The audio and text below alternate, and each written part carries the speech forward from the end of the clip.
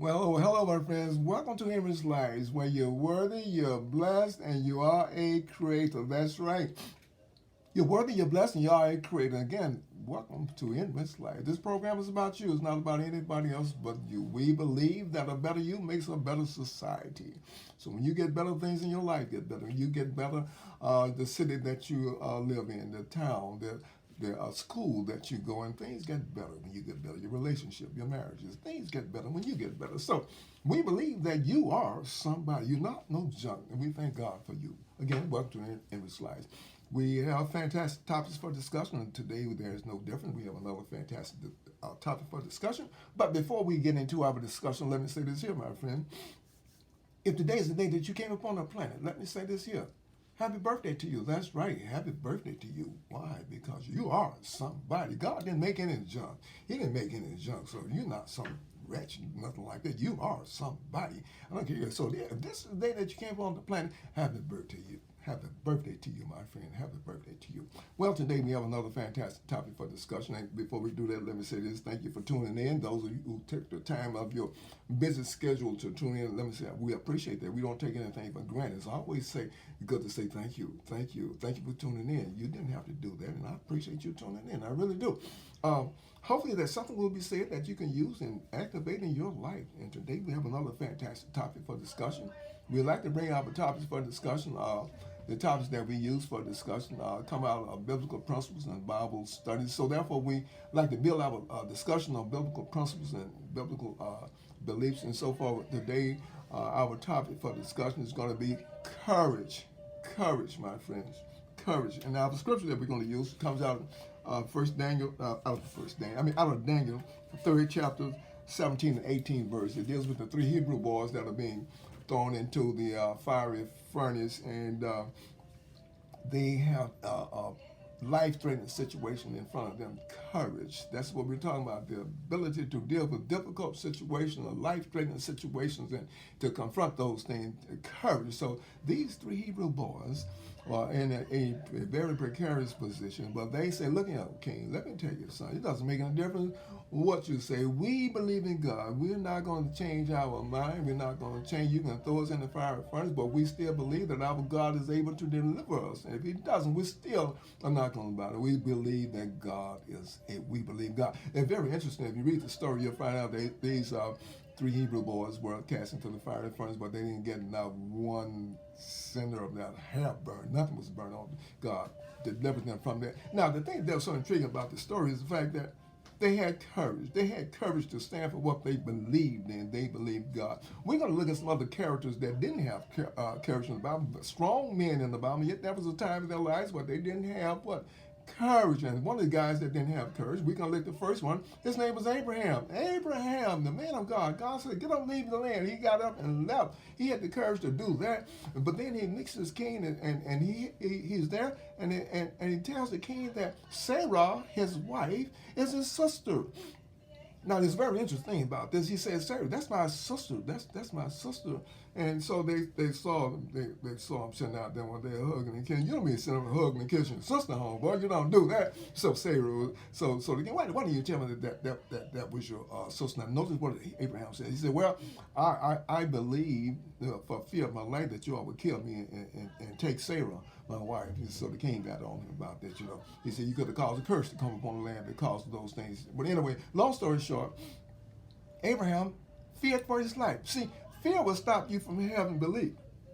Fear will stop you from moving. So fear will make you tell a lie. You tell a lie, and man, hearing this man that knew God and everything, up, you told a lie. Why? Out of fear. See, so when you don't have courage, fear will come in. In Course of Miracles, it says that there are two forces in the world: that of fear and that of love. That's you either operate for one of those others, whether you like it or not. So it was very interesting that Abraham, this man of God, that knew God and everything, but yet he feared for his life. Therefore, he told a lie. He said, "No, that's my sister." Why? Because he feared. He said, "I didn't think anybody in this land feared God." He feared for his life. He said, "They killed me for her." He understood, but Abraham did this. Now he did that out of fear. Okay, there's another situation in the Bible. Here's another individual that acted out of fear. Fear would close you down in a minute, my friend. And here's this guy. He'd been walking with Jesus, knowing, seeing Jesus do all kind of miracles and everything, and then he turns right around. And so Jesus tells him, look here, by the time the cock crows 3 times in the morning, you're going to deny me. And Peter says, no, no, no, no, Lord, not me, no, Lord, no, I'll never do that. No, no. And sure enough, people standing around the fire, and they took Jesus to the chamber, they get ready to hang him up, you understand? So Peter says, no, no, no. And the little girl says, hey, when you one of those guys there with Jesus, when you one of those, no, no, no, not me, no, no. Peter said, not me. No, no, no. So why? No, no. And it happened again. Said, why? No, no, not me. Now, why? Why would Peter do that? He did it out of fear. He was afraid. See, fear will make you bag up in a New York sucker, my friend. So he was afraid. He did it out of fear. He was scared for his life. He was afraid they might take me and hang me up too. See, fear is one of those forces that causes people, the good people, to shut down minds. It'll zip your mouth just as closed. Why? Because you're afraid. Fear. So our topic today is courage. But let's look in the Bible at some other individuals that had courage, the ability to stand up and speak. We talk about the 3 Hebrew boys. These guys had some courage because this was a very difficult situation to have courage in. But here again, courage comes out of belief. See, if you don't have any belief, you're not going to have any courage. And they believe God. Courage comes out of belief. And when you have belief, you can have courage. Say, hey, I can do this here. So they believe God. And it doesn't make any difference. If you throw us in that fire in front, we still believe God. We believe that our God is able to deliver us. It doesn't make any difference. So that was very intriguing, wasn't it? These guys had courage. They had courage in God. Now, it ends up, the story goes on to say that they were delivered out of the fiery furnace. They were thrown in the fiery furnace, and they were delivered by the power of God. Not one hair on their head was cindered or anything. Their clothes didn't get burned or anything. So out of this fiery furnace that was heated up several times hotter, and yet God delivered them. We're just showing how powerful this is. But these stories have meaning because courage comes out of belief. Now, if there's no belief, there can be no courage. See, and in order for courage to come forth, it comes out of belief. And when belief is activated, courage comes through belief. And when courage comes through belief, then you institute change. Change is going to be manifest because of your courage. Change will only come on the scene because of courage. It cannot come any other way. It will not be there without courage. See, change comes through courage. Courage to change whatever the situation is, courage to confront whatever it is. It comes through what? Change. That's what it's all about. Now, just as denial, just as trust and deception can only come through trust. It can't come in a way. It has to come through trust. You cannot deceive anybody that don't trust you. That's how deception comes in. You have to believe a person in order for them to deceive you. You can't deceive anybody that you don't trust. You won't even let it get close to you. See why? Because you don't trust them. So deception, it comes in various forms, but it's wrapped up through belief. You believe a lie, and you can be deceived because you believe a lie, and therefore you become wounded or hurt because you believe a lie. Now, let's look at some individuals that held their faith, that had trust in God.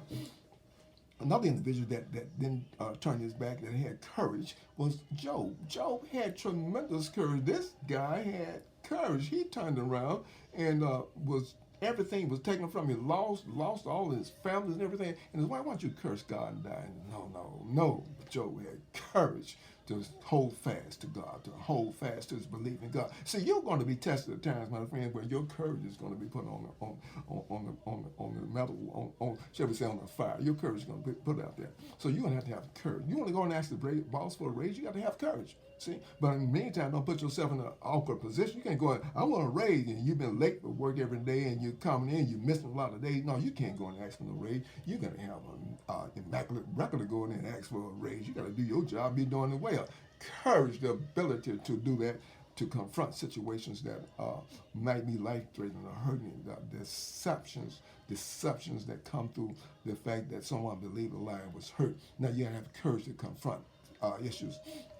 So when you and I have the ability to confront situations that are not good, that will maybe we might lose friendship and everything, you got to have the courage to stand up for the truth. You got to have, when everybody else is saying something, you know it's a lie, you got to have the courage to stand up and know that's not true. See, you got to have what they call backbone. You have to have backbone to stand up and confront certain issues, you understand? Most people don't have that. Don't have the courage to, well, I just looked away because I thought that they wouldn't, I didn't think that they really meant what they said. Yeah, you got to have courage to stand up. You see injustice is going on, you got to have courage to say, no, that wasn't right. I'm looking right at this, not right. I don't want to get involved. I don't want to get involved. Why? Because I feel like they might do something to me. See, this is where cowardice comes in, because courage is not on the scene. Courage, having the ability to confront situations, having the ability to have courage. See, I'm going to have the courage to change my life this year. I'm going to have the courage to go in a different direction.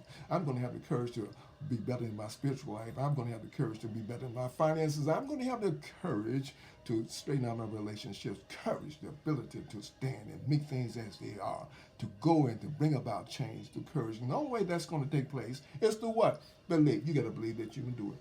You can do it, my friend. You can do anything you set your mind to. Have the courage to step out and go for that which is right. Until next time, my friend. Until next time, may the good Lord bless you.